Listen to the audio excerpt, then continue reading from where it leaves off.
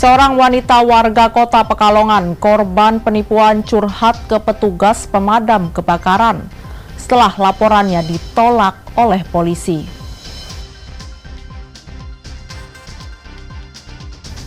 Untuk melestarikan budaya Jawa yang hampir punah, sebuah keluarga di Kabupaten Kudus menggelar tradisi mitoni untuk keselamatan ibu dan calon bayi. Menikmati lezatnya ayam lumpur dan es kampul yang terinspirasi dari para pemancing dan Sungai Progo di Kulon Progo, Yogyakarta.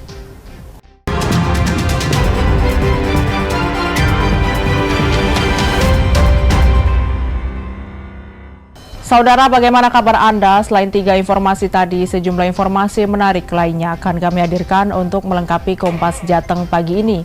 Selama 30 menit ke depan, Kompas Jateng menyajikan informasi independen dan terpercaya seputar Semarang, Jawa Tengah, dan Yogyakarta bersama saya, Novelia Hasanah.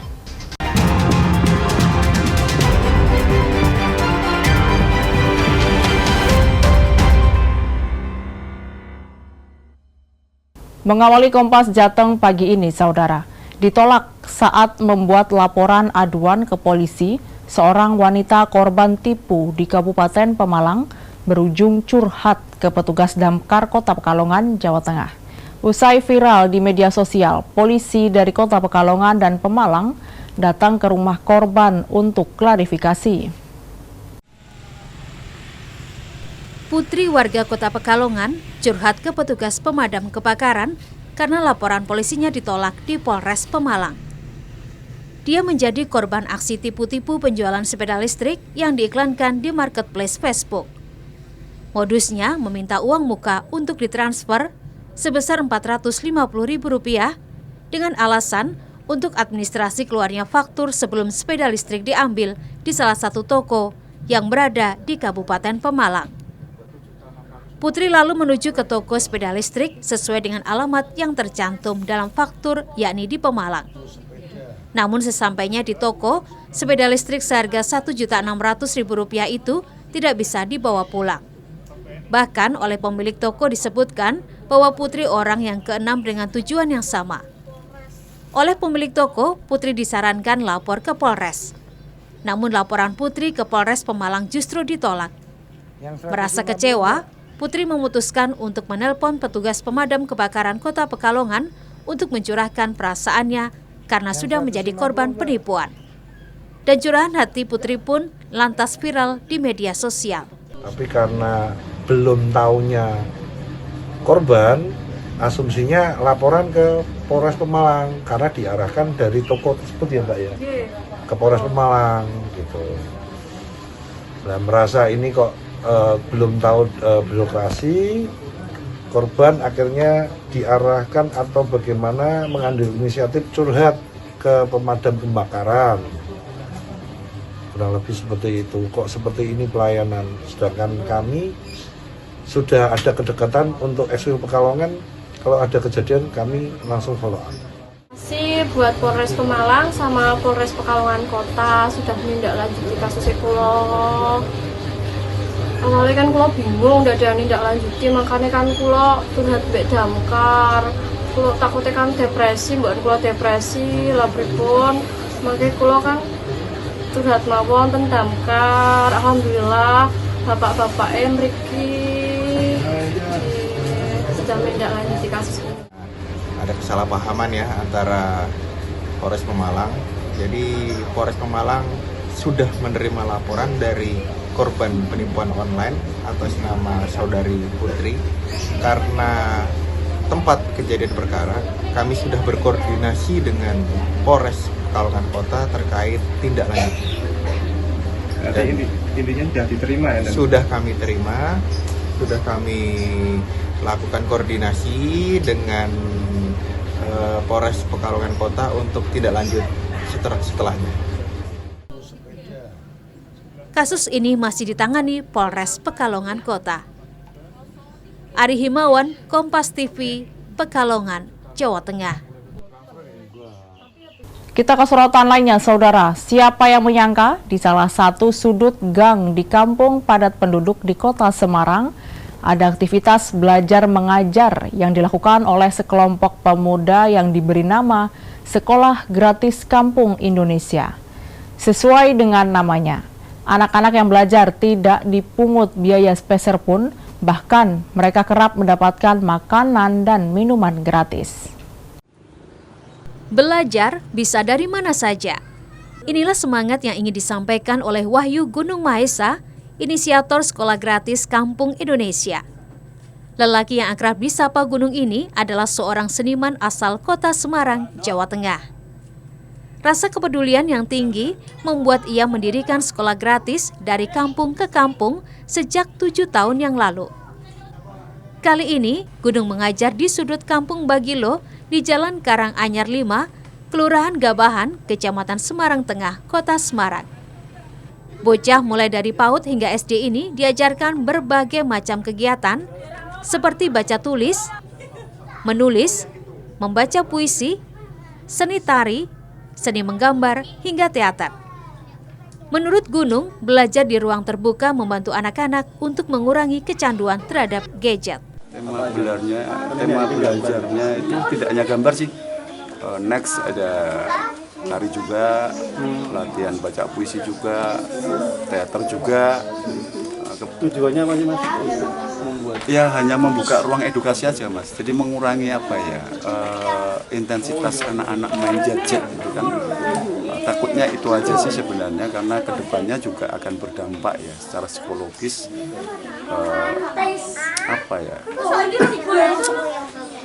Dampaknya ngeri lah kalau terlalu fokus pada gadget, karena kan ini anak-anak.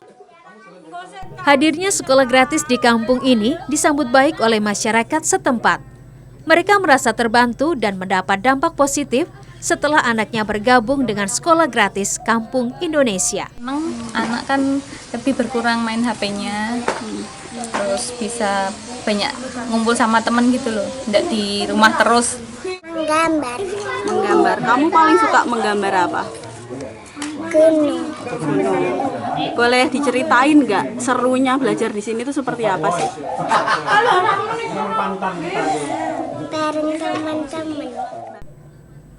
Sebelumnya, sekolah gratis Kampung Indonesia ini sudah dilakukan di sejumlah kampung padat penduduk Kota Semarang seperti Rumah Susun Kudu, Kampung Suhada, dan Kampung Sekayu. Permukiman padat penduduk dipilih karena jarang mendapat perhatian oleh pemerintah. Dengan gerakan ini, anak-anak yang tinggal di kampung diharapkan mendapatkan akses pendidikan dan literasi sejak dini. Gina Wirana Putri, Kompas TV, Semarang, Jawa Tengah. Untuk melestarikan budaya Jawa yang hampir punah, keluarga di Kabupaten Kudus menggelar tradisi mitoni untuk keselamatan ibu dan bayi. Nantikan informasinya usai jeda.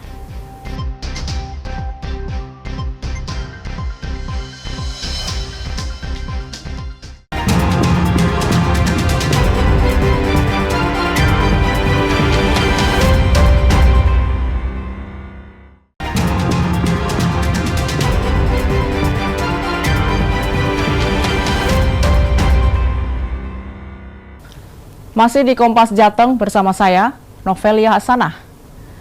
Peltu Samiran, seorang anggota TNI di Kabupaten Pekalongan, Jawa Tengah, membuat filter air bersih. Alat ini digunakan warga agar mendapatkan air bersih layak konsumsi karena kondisinya keruh. Sebagai upaya untuk memenuhi kebutuhan air bersih yang layak konsumsi bagi warga, Babinsa Koramil Lebak Barang, Kabupaten Pekalongan, Peltu Samiran, membuat inovasi filter air backwash. Alat ini memberi manfaat untuk puluhan kepala keluarga di Desa Sitomulyo, Kecamatan Lebak Barang.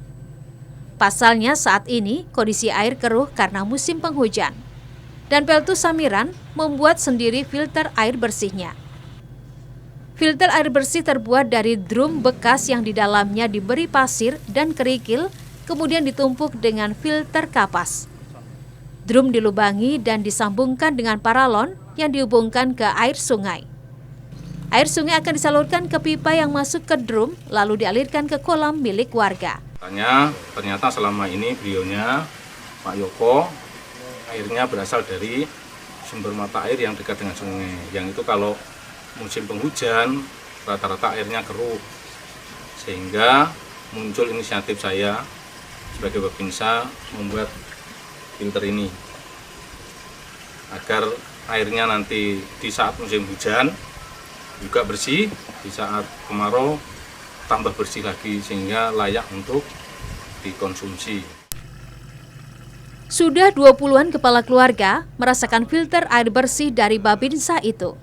Mereka kini bisa mengkonsumsi air dengan kondisi jernih setelah difilter. Airnya itu sebelum ada filter ya airnya keruh. Keruh ya. Kalau udah ada filter ini airnya bisa jernih, langsung bisa dikonsumsi. Ya, mulai saya berterima kasih kepada Bapak Babinsa Koramil Babaran. Saya benar-benar berterima kasih banyak yang telah membantu adanya filter air bersih ini, Pak. Dengan adanya inovasi ini, diharapkan mampu memberikan inspirasi bagi masyarakat lainnya untuk melakukan upaya dalam menjaga lingkungan dan memberikan manfaat bagi sesama. Ari Himawan, Kompas TV, Pekalongan, Jawa Tengah. Sementara itu, saudara, seorang guru ngaji warga Kota Semarang membuat replika robot dari limbah logam. Karyanya pun disukai banyak orang, bahkan hingga ke luar negeri. Berawal dari prihatin dengan banyaknya barang bekas di sekitar rumahnya, Indaryanto yang sehari-hari menjadi guru ngaji, kemudian memiliki ide untuk membuat miniatur robot dari limbah logam. Di rumahnya yang terletak di Jalan Anjasmoro Tengah 6, nomor 48 Kota Semarang ini, Indaryanto menciptakan semacam museum robot yang terbuat dari limbah logam. Tak tanggung-tanggung, robot yang ia buat banyak dipesan oleh warga Belanda, Eropa, Jepang, dan beberapa negara lain. Selain miniatur robot, Indaryanto juga melayani selera pasar berupa miniatur mobil dan motor Harley Davidson yang diminati pecinta otomotif. Meski robot yang Indaryanto buat sudah terjual hingga luar negeri, namun ia tak berniat untuk menjadikan hobinya membuat robot menjadi pekerjaan utama. Dan ia lebih memilih menjadi guru ngaji. Bahan limbah logam yang ia pakai pun bermacam-macam, seperti cakram sepeda motor, logam korek api, logam sabuk, rantai, hingga baut. Awal di tahun 2009, waktu itu di rumah saya lihat di laci saya itu banyak limbah-limbah, ada laker, ada gesper ikat pinggang, ada murbaut, busi, dan macam-macam. Terus saya berpikir bagaimana ini bisa menjadi ide kreatif, menjadi karya, dan saya yakin nanti pasti terjadi satu produk yang unik. Nah, dari situ mulai saya tambal-tambal. Saat itu pertama kali saya pakai lem besi yang seadanya, saya tambal-tambal, saya rakit. Terus pertama kali saya membuat mobil antik, nah, itu yang pertama. Terus perkembangan, saya berpikir lagi, supaya perkembangan lebih besar lagi, saya coba membuat figur karakter seperti robot-robot, karena eranya memang seperti Transformer dan robot-robot yang lain. Saya yakin kalau dari limbah itu akan sangat unik, dan sampai sekarang dari ukuran yang kecil dari 10 cm sampai 3 meter. Satu karya miniatur robot, proses pembuatannya memakan waktu bervariasi tergantung kerumitannya. Untuk harga dibanderol mulai Rp10.000 untuk gantungan kunci hingga Rp25 juta untuk robot ukuran 3 meter. Selama proses berkarya membuat robot, Indaryanto melakukannya di sela-sela kesibukannya mengajar mengaji. Prahayuda Febrianto, Kompas TV, Semarang, Jawa Tengah. Kita bergeser ke Kabupaten Kudus, saudara. Dalam rangka nguri-nguri atau melestarikan budaya Jawa yang terancam punah, salah satu keluarga di Kabupaten Kudus, Jawa Tengah menyelenggarakan tradisi syukuran kehamilan 7 bulan atau yang dikenal dengan sebutan mitoni. Tradisi yang dipenuhi dengan harapan dan doa yang sakral bagi keselamatan ibu dan calon bayi ini dilaksanakan dengan khidmat dan pakem adat Jawa yang ada. Dengan diiringi alat tradisional gamelan, prosesi upacara kehamilan 7 bulan atau sering disebut mitoni atau tingkep dilaksanakan di kediaman pasangan orang tua Sasema Amukti dan Najla Mahendra di Gebok, Kabupaten Kudus, Jawa Tengah. Rangkaian acara mitoni dimulai dengan pencampuran kembang 7 rupa yang melambangkan kebersihan dan kesucian. Dilanjutkan dengan pencampuran air 7 mata air yang merupakan simbolisasi dari kekuatan dan kesuburan. Tradisi mitoni menjadi momen penuh makna bagi Najla, calon ibu yang tengah menjalani prosesi adat Jawa ini. Prosesi mitoni yang dilaksanakan dengan mengikuti pakem adat Jawa ini dipenuhi dengan doa dan harapan bagi keselamatan ibu dan calon bayi. Najla berharap anak yang dikandungnya kelak menjadi anak yang soleh, sukses dan berbakti kepada orang tua. Najla sendiri mengaku mitoni bukan sekadar seremoni, tetapi lebih kepada wujud doa dan harapan bagi calon bayi serta orang tuanya. Prosesi ini juga menjadi simbol kekuatan tradisi Jawa yang terus dijaga dan diwariskan dari generasi ke generasi. Salah satu cara kita mengungkapkan rasa syukur dan juga doa kami agar selalu dilindungi janinnya dan juga untuk saya dan suami saya juga agar diberkati juga. Dalam peringatan mitoni ini, kedua pasangan muda ini juga mengundang kerabat, tetangga dan teman dekat. Para tamu yang datang ini juga menyelaraskan nuansanya, yakni menggunakan pakaian adat Jawa berupa kebaya untuk tamu putri dan sarung dan koko untuk tamu putra. Para tamu undangan mengaku jarang sekali melihat ritual mitoni atau tingkep, terlebih cara yang dilaksanakan ini sangat runtut sekali, mulai dari penyatuan air 7 sumber mata air hingga pecah kendi. Ini keren banget ya, karena kan di zaman sekarang udah jarang yang benar-benar nguri-nguri budaya, terus benar-benar diperhatiin dari peranata acaranya satu-satu, terus tamunya juga diwajibkan untuk kebaya juga, iya, keren sih. Banyak sih, salah satunya pantes-pantes, ada proses jual dawet sama mencampur 7 air, terus jual dawet sama rujak. Momen ini tidak hanya bentuk pelestarian budaya, akan tetapi mengembalikan lagi tatanan leluhur, di mana di dalamnya ada nilai-nilai luhur yang sangat mendalam. Diharapkan semakin banyak masyarakat yang memahami pentingnya menjaga kearifan lokal dan merayakan momen penting dalam kehidupan dengan nilai-nilai budaya yang luhur. Iwan Miftahuddin, Kompas TV, Kudus, Jawa Tengah. Menikmati lezatnya ayam lumpur dan es kampul yang terinspirasi dari pemancing dan Sungai Progo di Kulon Progo, Yogyakarta. Nantikan informasinya usai jeda.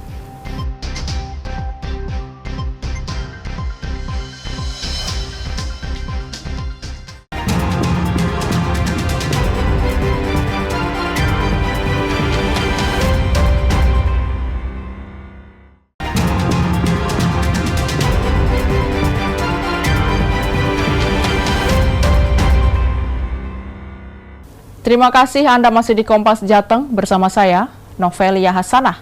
Kue kereng adalah cemilan jadul khas yang masih eksis hingga saat ini.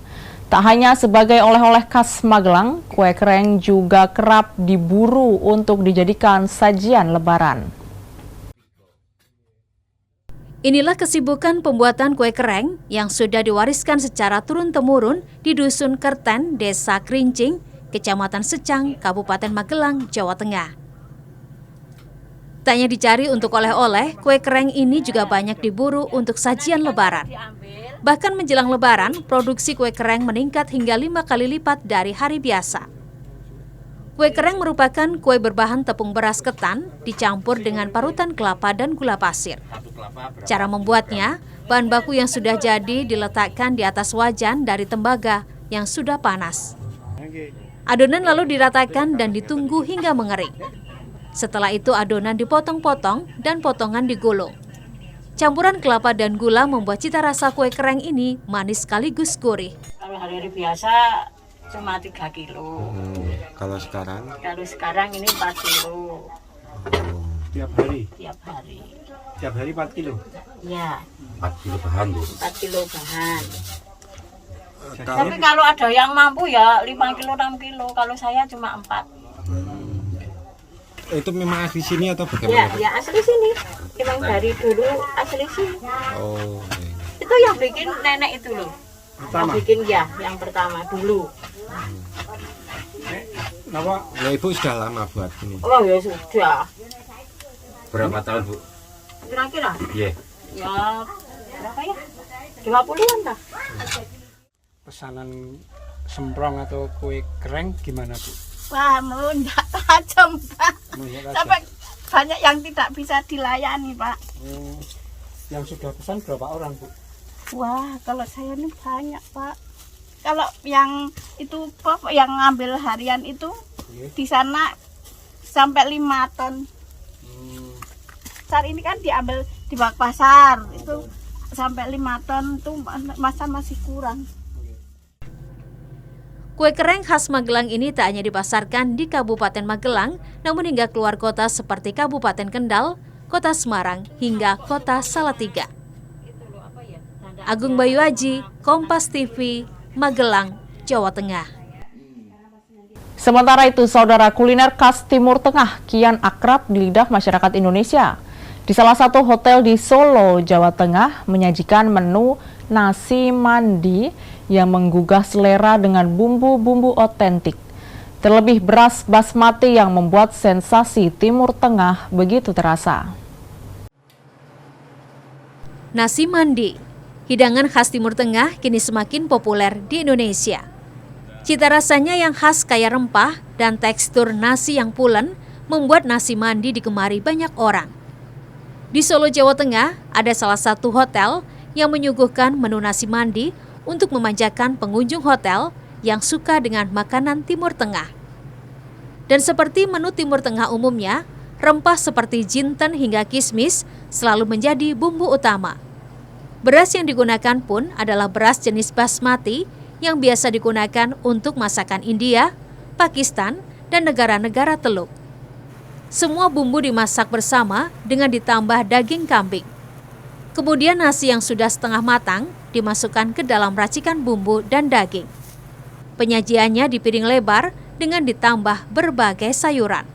Untuk nasi mandi ini emang menggunakan beras khas atau beras khusus, di mana nama berasnya adalah beras yang jenisnya adalah beras basmati. Itu khas dari India ataupun Timur Tengah ada. Itu adalah panjang ya, bentuknya panjang.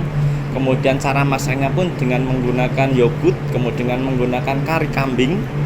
Dengan adanya daging kambing juga yang kita jadikan satu, kita masak dengan nasi dan akan kita sajikan secara panas atau secara live. Dan ternyata rasa gurih serta unik dari nasi mandi menarik para pecinta kuliner di Solo. Mereka pun mencicipi masakan ini dan mengaku senang dengan cita rasa yang unik. Karena di sini nasi mandinya itu enak banget, untuk rasanya juga enak, lalu rempahnya kerasa, gurihnya, lalu juga di sini tuh menggunakan untuk dagingnya daging kambing, dan daging tadi sudah lembut juga, gitu sih Mas. Ini kan pakai berasnya itu beras basmati ya, yang panjang, khas Timur Tengah gitu. Kira-kira menurut kamu gimana sih teksturnya, cocok nggak? Cocok sekali untuk kombinasi dari berasnya juga. Untuk berasnya juga enak, pulen juga. Dengan Rp85.000, nasi mandi untuk porsi 2 orang bisa didapatkan. Nasi mandi juga sering disajikan dalam acara-acara khusus seperti perayaan Idul Fitri atau acara keluarga. Widi Nugroho, Kompas TV, Solo, Jawa Tengah. Informasi kuliner lainnya, saudara. Sebuah rumah makan di daerah Nanggulan, Kabupaten Kulon Progo, Yogyakarta memiliki menu unik yang layak untuk dicoba, yakni menu ayam lumpur dan es kampul. Terinspirasi dari para pemancing dan Sungai Progo, kedua sajian kuliner ini pun menjadi salah satu menu yang paling dicari terutama saat liburan. Ayam lumpur Progo merupakan inovasi kuliner yang memadukan ayam panggang dengan bumbu kacang kental yang tampilannya mirip lumpur karena berwarna coklat dengan tekstur pekat. Hal tersebut mengingatkan pada warna lumpur di Sungai Progo yang terletak bersebelahan dengan rumah makan Labarka di Nanggulan, Kabupaten Kulon Progo, Yogyakarta.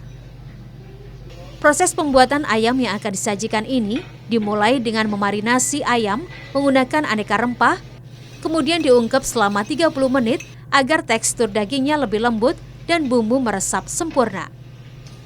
Setelah itu daging ayam dipanggang. Setelah matang, daging ayam kemudian dilumuri lumpur yang terbuat dari bumbu kacang dan aneka rempah. Sensasi pedas rempah dan gurihnya bumbu kacang menghadirkan rasa yang khas dan menggugah selera. Untuk melengkapi pengalaman bersantap, pengunjung bisa mencoba es kampul, perpaduan antara es campur dengan aneka sirup, gula aren, potongan buah segar, dan grass jelly yang mengambang saat disajikan. Enak banget sih mas rasanya. Jadi ini kan dia kan ada lumpur-lumpurnya gitu ya. Jadi itu lumpurnya itu lumpur-lumpur yang kayak rasa-rasa bumbu sate gitu loh. Jadi unik gitu. Terus ayamnya juga lembut juga. Jadi dimakan sama nasinya tuh enak banget. Ini ya kan ada jelly-jelly di dalam itu, terus ada buah nangkanya gitu di dalam. Terus pas minum tuh seger banget rasanya. Menu ayam lumpur dan es kampul terinspirasi dari letak geografis kedai yang berada di sisi Sungai Progo serta aktivitas para pemancing. Ayam lumpur Progo ya. Ayam lumpur Progo itu kita angkat sebenarnya pengennya ngangkat Sungai Progo tersendiri karena resto kita juga bersebelahan dengan Sungai Progo. Awalnya ini tercipta dari sate ayam biasa, cuman kita ingin memiliki konsep makan sate dengan ayam utuh. Jadi ayam lumpur Progo ini tercipta dari setengah atau half chicken yang kita ungkep sedemikian rupa dengan bumbu rempah khas Nusantara sampai benar-benar meresap dan empuk. Setelah itu ayam ini kita panggang atau kita bakar sampai mendapat warna yang kecoklatan bagus dan crispy. Setelah itu disiram dengan bumbu kacang. Seperti itulah terciptanya ayam lumpur Progo. Untuk minumnya sendiri kita ada es kampul ya. Es kampul ini sebenarnya dari banyaknya di Sungai Progo ini banyaknya pemancing-pemancing. Kita terinspirasi dari orang mancing sebenarnya mas. Jadi kampul itu kemambang gitu kan, kalau untuk bahasa Jawanya kemambang. Jadi ada isian ingredient di dalamnya, ada beberapa buah potong yang dicampur dengan sirup, simpel sirup dan berbagai macam bahan. Akhirnya kemambang, akhirnya terciptalah es. Untuk harga berbagai menu ini dibanderol antara Rp20.000 hingga Rp100.000. Selain menu makanan yang lezat, kedai ini juga memiliki suasana yang nyaman dengan pemandangan aliran Sungai Progo dan pepohonan yang masih rimbun. Ahmadi, Kompas TV, Kulon Progo, Yogyakarta. Informasi tadi sekaligus mengakhiri Kompas Jateng hari ini. Saya, Novelia Hasanah, mewakili kerabat kerja yang bertugas mengucapkan terima kasih atas perhatian Anda. Selamat mengikuti acara kami selanjutnya di Kompas TV Independen Terpercaya. Sampai jumpa.